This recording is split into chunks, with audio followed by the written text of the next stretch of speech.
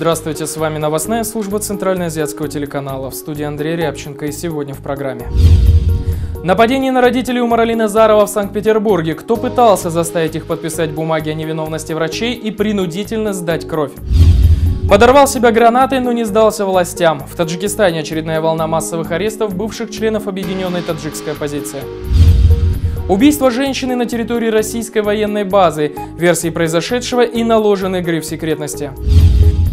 В Афганистане идут реальные бои между Талибаном и Исламским государством. Проблема ИГИЛа. В Турции и Узбекистане арестованы сразу под 100 потенциальных боевиков. Нашему телеканалу стало известно, что на родителей Умарали Назарова, младенца, скончавшегося в Санкт-Петербурге, произведено нападение. Неизвестные лица угрожали его родителям, обещали вынести силой дверь квартиры, если они не откроют двери и не подпишут некие нужные бумаги. Нападавшие вывезли родителей в неизвестное место, пытались принудить их подписать какие-то справки и для чего-то хотели взять кровь. Причем не только у отца и матери, но даже у бабушки. Версия произошедшего именно такова от отца Рустама Назарова. В комитете полиция приехали сегодня утром. Нас заставили и руки чуть не ломали. Дверь утром приехали. Утром тоже чуть не сломали дверь. Откройте. Ну, естественно, открыли. Если не открыли, там, давай откройте, сейчас все сломаем. Что думал, открыли. Нас отвезли в Симбалина, это больница. Симбалина, Боткинская больница. Да, без адвоката я ничего не могу там сказать, да. Кем были ворвавшиеся в квартиру, отцу непонятно. Впрочем, сейчас у него и нет возможности рассказывать что-либо подробнее. На месте работают адвокаты и правозащитники. Мы связались с Уктамом Ахмедовым, правозащитником от местной таджикистанской диаспоры Саманийон. Оказалось, что неизвестными, которые действовали силовыми методами, были сотрудники Следственного комитета по Санкт-Петербургу. Приехали сюда, живите по российским законам. Мы живем по российскому закону. Вы не живете по российскому закону. Вы не живете по российскому закону. Вы препятствуете российскому закону. 51 мы можем отказаться. 51 статья, только показания можешь отказаться. 151. А по 308 ты обязан это делать. Можно было адвокат подождать. 151 мы отказываем. А адвокат вы можно имеете право только 10... отказаться давать показания. По 308 вы обязаны давать сравнительные исследования. Вы не по знаете 150, закон? знаю. Вы не знаете закон, не надо здесь... Ну вы знаете, я знаю, кашите. Я знаю. Да, есть такой закон, да. Вам говорю, для столе причины смерти нужно сравнительное исследование вашей крови. Вам 10-й раз это объяснить? Нам, не знаю, я вот вообще... не знаешь, тогда помалкивай. Я то, что знаю... Не знаешь, тогда помалкивай. То, что знаю... Да ты ни хрена не знаешь. Кровь, зачем мне кровь давать тут? Я тебе еще раз объяснить, зачем тебе кровь давать. Чтобы ты не задавал вопросы, какая причина смерти. Вот тогда тебе скажут причину смерти твоего ребенка.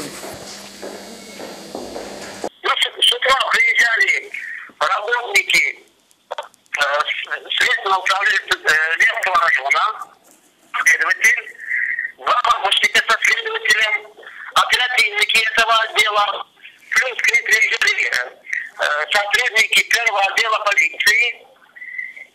Примерно 7:30 вломились в квартиру, забрали их на забор крови. Адвокатам, которые уведомили об этом, была отбита очередная провокация, которая была осуществлена со стороны органов утверждения. Мы дозвонились до Следственного комитета по Санкт-Петербургу. Старший помощник руководителя Главного следственного управления Следственного комитета России по Санкт-Петербургу Сергей Капитонов сообщил нашему телеканалу следующее. Какое нападение? Это сотрудники полиции осуществляли привод. В соответствии с законом можете посмотреть, на сайте разместили. Конечно же, мы заглянули и на сайт, и вот что нашли. По данным следствия, заражение ребенка происходило на протяжении длительного периода времени. С целью установления источника происхождения инфекции следствием назначена комиссионная судебно-медицинская экспертиза, для производства которой необходимо получение образцов крови родителей умершего мальчика. Следователями в присутствии адвоката и переводчика неоднократно предлагалось родителям ребенка сдать образцы крови для сравнительного исследования. Однако они без уважительных причин отказались от их предоставления. 10 ноября родители ребенка были подвергнуты переводу в медицинское учреждение учреждения, где вновь отказались без уважительных причин сдать образцы своей крови. В соответствии с требованиями статьи 308 Уголовного кодекса Российской Федерации за отказ свидетеля и потерпевшего от предоставления образцов для сравнительного исследования предусмотрена уголовная ответственность. В связи с этим следствие намерено провести доследственную проверку. Расследование уголовного дела продолжается. Наш телеканал попытался уточнить, сколько раз родители пытались приводить для сдачи анализов. Но, как оказалось, это дело на личном контроле Следственного комитета России. Не готов вам ответить. Вот подробные комментарии, это звоните Маркину, потому что это дело комментирует наш центральный аппарат. А накануне телеканал «Настоящее время» уже сообщал о том давлении, которое оказывается на родителей. По данным программы, давление оказывают не только правоохранительные органы, но и муниципальные власти идут на любые ухищрения, чтобы защитить честь полицейского мундира. Следственный комитет меня держит, говорит, став там здесь подпись или что-то там ставить. Отказывайся от своих показаний, да? Типа я убил, да, свою семью, вот, это вообще, я говорю, я здесь при чем? Вы скажите смерть, почему умер ребенок? Я тут при чем? А далее коротко о других актуальных новостях Центральноазиатского региона. В Кыргызстане бывший советник гендиректора Альфа-Телеком Алмазбек Абеков объявил голодовку, заявив о нарушении своих конституционных прав. Абеков для участия в прошедшем голосовании на парламентских выборах обратился в суд с просьбой разрешить сдать биометрические данные, однако не дождался ответа и пропустил выборы. Жителям казахстанского Актау не удалось спасти раненого тюленя, обнаруженного накануне сотрудниками морского порта. На шее у тюленя обнаружили странную рану. Возможно, в животное стреляли, либо тюлень зацепился за крючок. Местные экологи забили тревогу, выложили видео, но было поздно.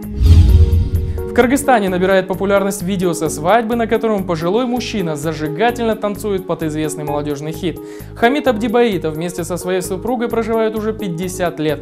Они воспитали 6 детей, сейчас воспитывают 18 внуков и 1 правнука. И на одной из свадеб весело поучаствовали в конкурсе. А в Таласской области Кыргызстана выпускники местной школы, решившие отпраздновать юбилей выпуска, вместо застолья построили дом для женщины, которая одна воспитывает 7 детей.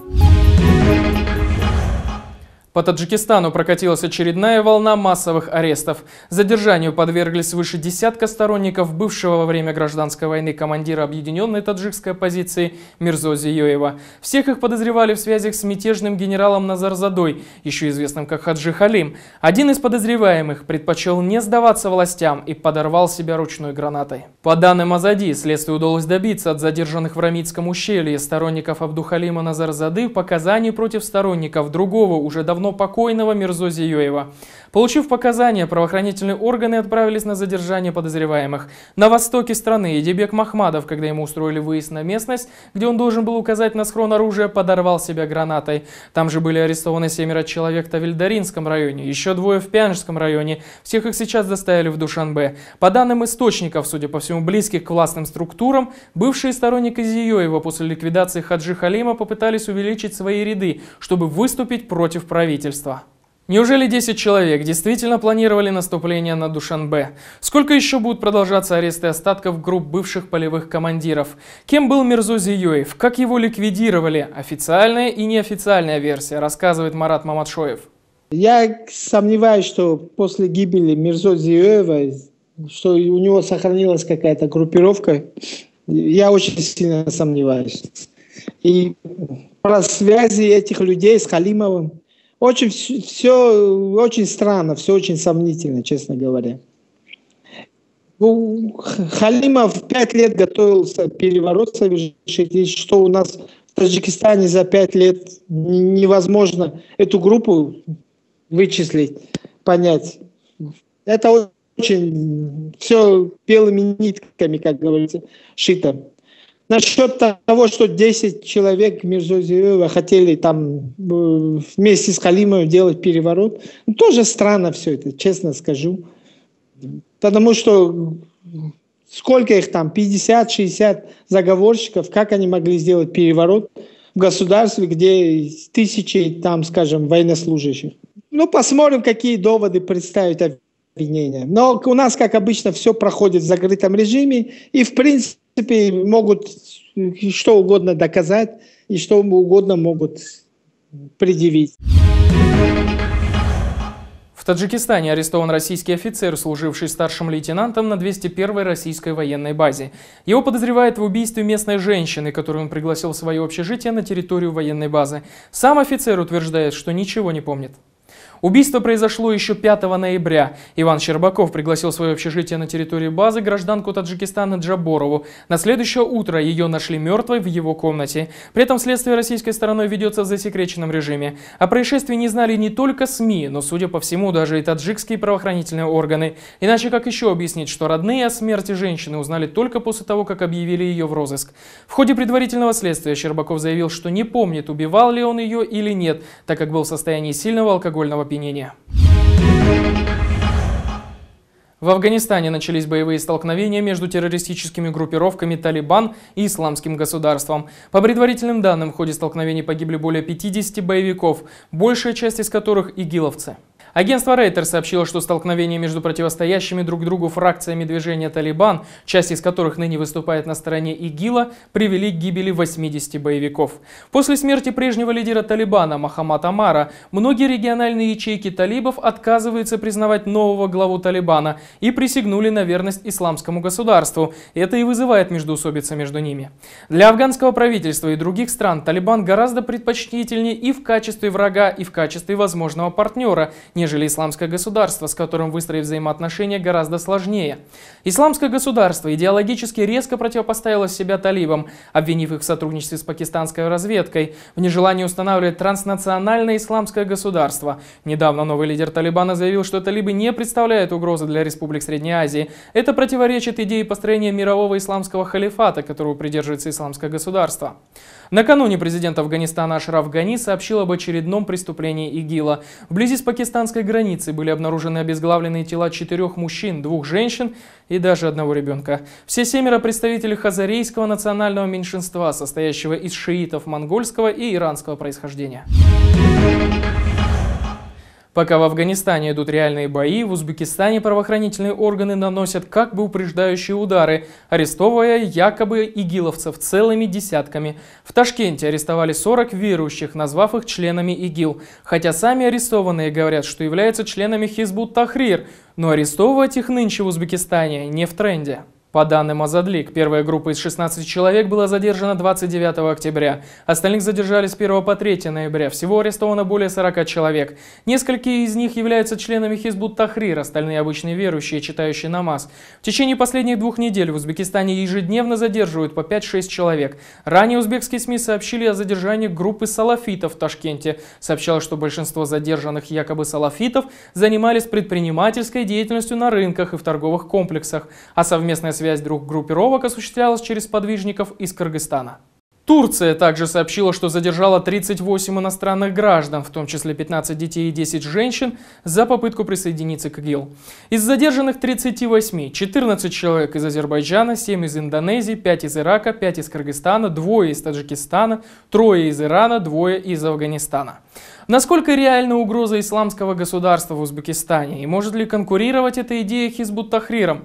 Почему, несмотря ни на что, ИГИЛ все так же успешно вербует сторонников, рассказывает журналист Умид Бабаматов. Вот прежде чем сказать, насколько эта вербовка реальна на территории центральноазиатских государств, нужно сперва разобраться, и, наверное, суд сперва должен решить, насколько виновны эти люди в распространении каких-то исламистских радикальных идей. Вот у меня очень большие сомнения по поводу этой организации и вообще существования. Где ИГИЛ, а где Хизбут-Тахрир? Вот у меня сомнения еще по поводу того, что если бы не ИГИЛ, то обязательно другое какое-нибудь радикальное течение стало бы причиной того, чтобы мусульмане, обыкновенные правоверующие, были привлечены к уголовной ответственности. Это было до, это будет и после. Так, пока существует режим, этому режиму постоянно нужны жертвы, постоянно. Это как дракон, который все время должен кушать. Процессы, они, если вы посмотрите хронологию, то в Узбекистане они почти не останавливались. Эти массовые аресты, обвинения в Хизбут-Тахрир, к причастности к различным группировкам, несуществующим иногда организациям исламским. Это все было, и я боюсь, что будет дальше. С вами была новостная служба Центральноазиатского телеканала. Мы говорим то, что иные предпочитают умалчивать. До свидания.